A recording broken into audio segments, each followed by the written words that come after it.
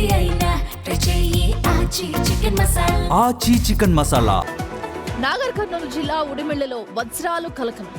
నల్లమల అటవీ ప్రాంతంలో ఉండే ఈ ఊరిలో వందల సంఖ్యలో వజ్రాలు దొరికాయంటూ జోరుగా ప్రచారం జరుగుతుంది. వాట్సాప్ లో ఫోటోలు కూడా వైరల్ అవుతున్నాయి. ఇంతకీ అవి ఒరిజినలేనా లేదంటే డూప్లికేటా అన్నది మాత్రం తెలియడం లేదు. ఇప్పటికే మేయర్ వారిన గుప్త నిధుల కోసం తవ్వకాలు జరిపారంటూ నిందితులపై కేసు నమోదు చేశారు పోలీసులు. రిమాండ్ అనంతరం ప్రస్తుతం వాళ్ళు బెయిల్ పై వచ్చారు.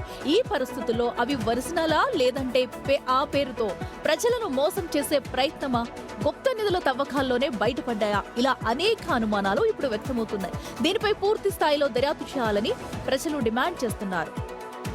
మరింత సమాచారం మా ప్రతినిధి శంకర్ లైవ్ లో అందిస్తారు. శంకర్, నిజంగా ఆ డైమండ్స్ ఒరిజినలేనా ఏంటి? దానిపై ఇప్పటివరకు ప్యూరిటీ చెక్ చేశారా? ఏమంటున్నారు?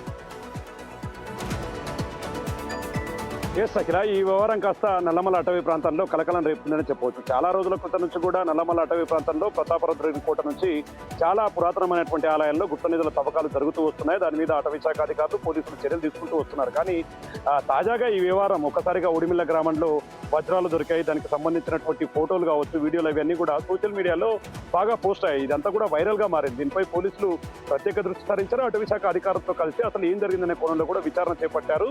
మే నెల 26వ తేదీన ఎవరైతే గుప్త నిధులు తవ్వారో వారిని అరెస్ట్ చేయడంతో పాటు వాళ్ళని రిమాండ్కి పంపారు. కానీ ఈ వ్యవహారం ఇంకా చల్లారం లేదు. ఎందుకంటే అది సోషల్ మీడియాలో వైరల్ గా మారుతుంది. దీనికి సంబంధించి అవి నిజమా అబద్ధమా అనే కోణంలో కూడా వజ్రాలు ఇప్పటి వరకు ఎవరి దగ్గర ఉన్నాయి? ఎవరికైనా విక్రయించే ప్రయత్నం చేశారా వాటిని?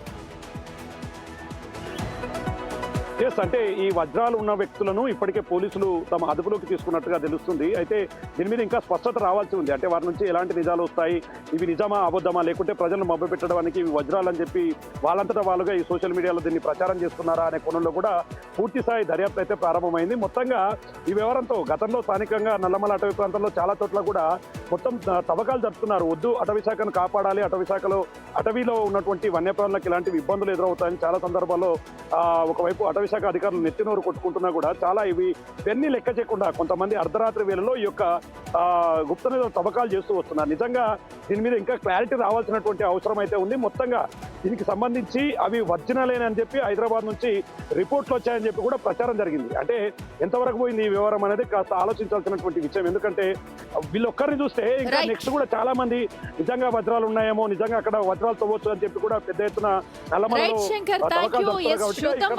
వజ్రాలపై ఇప్పటికే రిపోర్ట్ కోసం వెయిట్ చేస్తున్నారు. ఆల్రెడీ వచ్చిందంటారు. మరి అవి ఒరిజినల్ కాదని